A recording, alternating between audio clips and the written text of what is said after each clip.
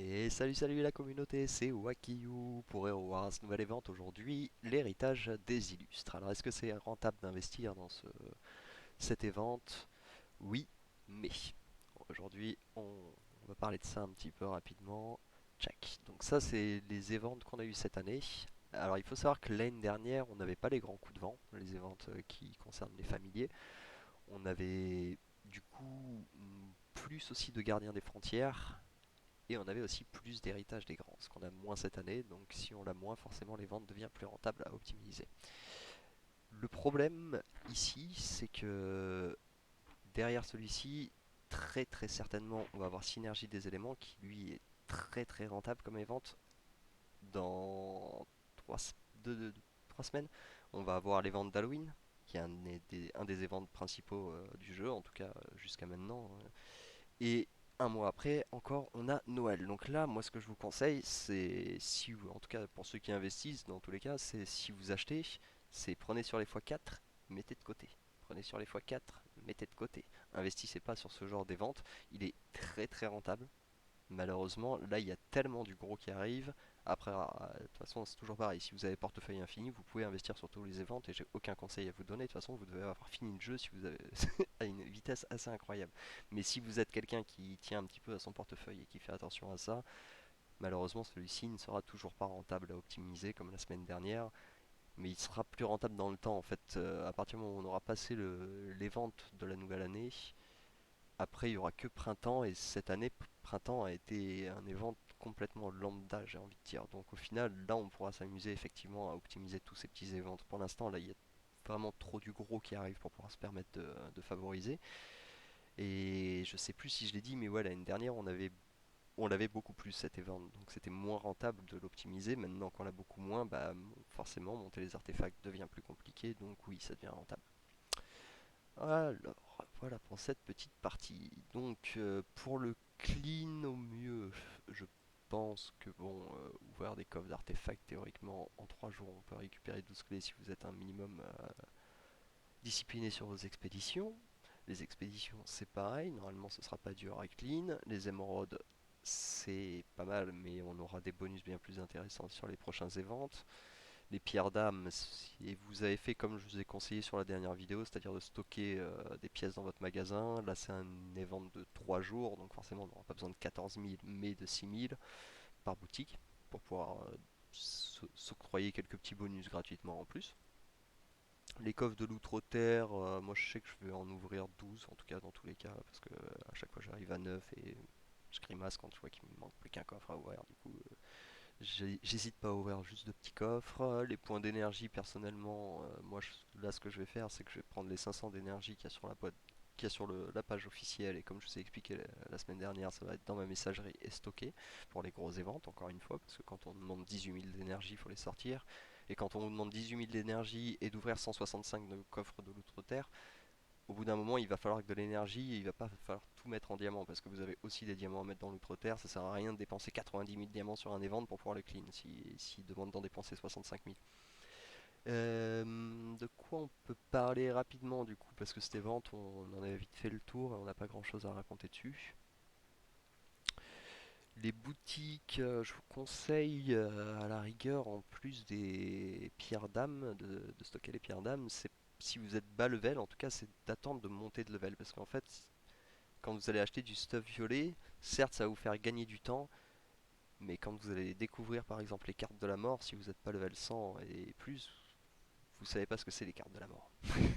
Et quand vous arrivez dans une boutique et que vous avez plus de quoi en acheter et qu'il y a des cartes de la mort proposées, vous allez juste ici, parce que les cartes de la mort, au bout d'un moment, on va vous en demander. Hein, bah, c'est simple, hein, si vous voulez, on peut s'amuser. Hein, on peut aller voir. Alors, du coup, par exemple, imaginons donc, on part sur orange plus de une carte de la mort. Les yeux omni. Ah ouais, il y a les chroniques d'Enigma aussi.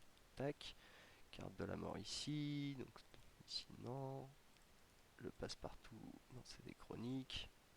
Deux cartes de la mort pour l'encensoir de l'oracle. Là, on a un encensoir, donc encore deux cartes de la mort. Tchac, tchac. Là, encore deux cartes de la mort. Enfin, c'est juste Le stuff, je pense que c'est celui qu'on a tous le plus farm dans le jeu, quelle que soit la team qu'on joue, hein, parce que je pense qu'on va voir Yasmine, que je joue pas du tout, elle a quand même des équipements qui doivent demander des cartes de la mort. Enfin, j'abuse peut-être, mais... Et donc, ouais, essayez... Au début, vous n'avez pas tous ces objets orange et rouge de proposer, donc moi je vous conseille de stocker pour les prendre plus tard, parce que ça va vous faire gagner du temps comparé à des objets violets qui vont ne servir à rien. Après, ça sert à rien de faire du surstock non plus, bien sûr, et de monter à 60 000 de wallet. Pour la grande arène, si vous voulez gagner un peu de temps, pour ceux par exemple qui n'auraient pas la Valkyrie, alors là je sais pas si ça va marcher parce que je l'ai déjà fait sur ma première vidéo qui malheureusement avait un petit problème. Ici, tchac, on va juste regarder, il faudrait que je trouve quelqu'un que je bats très certainement. Lui c'est un Gaulois, ce serait pas cool de le taper, c'est notre deuxième team ici, ça a l'air pas mal. Tchac, il joue pas Elios, il a Sébastien, donc on va pas mettre lui, il joue Axel, donc on peut laisser, on va mettre Isaac pour pouvoir pump. Et ici, je préfère mon battre, je pense, contre... Bonne question. Contre Kara Nebula, ouais, je pense, ouais, King Mao est plus du tout méta. Martha commence à être un peu semée. Il a pas Sébastien, donc on peut se mettre Jorgen. Ok. Tac. Du coup, la stratégie, voilà, c'est qu'on est sur le premier combat, on va faire pause, on va faire passer le combat. Et voilà. Là, on voit que je suis passé 179ème, voilà, mes deux combats ont été gagnés. Donc voilà, en une seconde, mes trois combats sont claqués. Donc pour ceux qui n'ont pas la Valkyrie, je sais que ça peut être long. Donc par exemple, ça peut vous faire gagner du temps. Dans l'arène, ça fonctionne pareil. Ça fonctionne pareil également au sanctuaire. Pour les aventures, vous pouvez les faire rapidement. Pour les aventures, il y a une petite stratégie qui consiste, par exemple, imaginons, donc là je l'ai déjà fait malheureusement sur la première vidéo. Imaginons j'ai un portail. Donc je lance mon aventure, je fais mon aventure, mes collègues me rejoignent, on débloque tous les coffres, je prends mes coffres pour la récompense journalière, mais je clique pas sur terminer l'aventure. Je vais fermer l'aventure, il y a une petite croix, vous pouvez un petit peu similaire à celle-ci, et vous allez pouvoir fermer l'aventure tout simplement, et le lendemain du coup vous allez revenir, vous aurez gagné du coup une charge de portail entre temps, et vous pourrez faire votre aventure en raid. Là c'est ce que j'ai fait aujourd'hui, du coup j'avais mon aventure, il me restait mon portail, et du coup ça vous permet de récupérer vos bonus journaliers de la même manière, sauf que vous avez une aventure à faire en moins par jour, quoi. Donc une sur deux. Et je sais que normalement pour ceux qui sont levés entre 5h et 7h, il y a encore moyen de faire mieux, parce que je crois qu'il y a moyen de raid avec le nouveau portail qui donne, enfin je sais plus exactement. Moi je suis pas levé à cette heure-ci, je suis un left arm. Voilà, voilà, je pense qu'on a fait le tour pour aujourd'hui. N'hésitez pas à lâcher un petit pouce bleu, à partager, à vous abonner si ça vous a plu. Puis voilà, on reviendra la prochaine fois, on fera un petit tour, je pense, sur les titans. Là, dans tous les cas, avec la grosse mise à jour qui s'annonce, je pense que va y avoir, je vais avoir pas mal de vidéos, pas mal de boulot sur la planche.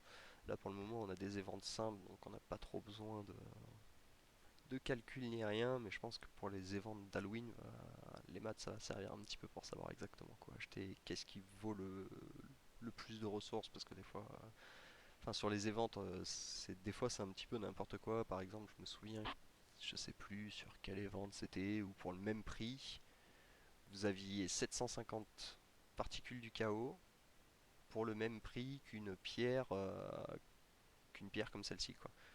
Et ça, malheureusement, j'ai pas envie d'en acheter une parce que ça ne m'intéresse pas. Donc je vais juste dépenser mes carrés violets de manière à ne pas avoir de quoi en acheter une. Et voilà, et si on regarde, ça coûte 7,70. Donc pour le même prix, on nous proposait quelque chose qui vaut 70 particules du chaos, et pour le même prix, on nous proposait 750 particules du chaos. Il y a un problème là, enfin, en termes de calcul, qui a dirigé les prix là, s'il vous plaît, chez le jeu, hein, chez Nexstar Global, là, parce que, enfin, je sais pas trop ce qu'il a bu avant, mais alors là, ça devait être très fort, hein, parce que si on y réfléchit, bah voilà, avec 750, bah, je peux en acheter 10 et avoir 50 de rab. Voilà, ok, pour le même prix. Ouais, moi je vais les acheter par une, je pense. Ça me coûtera 10 fois plus cher, c'est pas mal. Enfin voilà quoi. Donc du coup, des fois c'est pas mal, mais des fois ça va être très sin aussi. Des fois ça va être à 0,56 diamants que cette ressource est plus rentable à prendre, mais ça suffit à faire la différence. Voilà, voilà. Et écoutez, ben, je vous souhaite à tous une bonne journée, un très très bon jeu, et puis voilà, ciao ciao!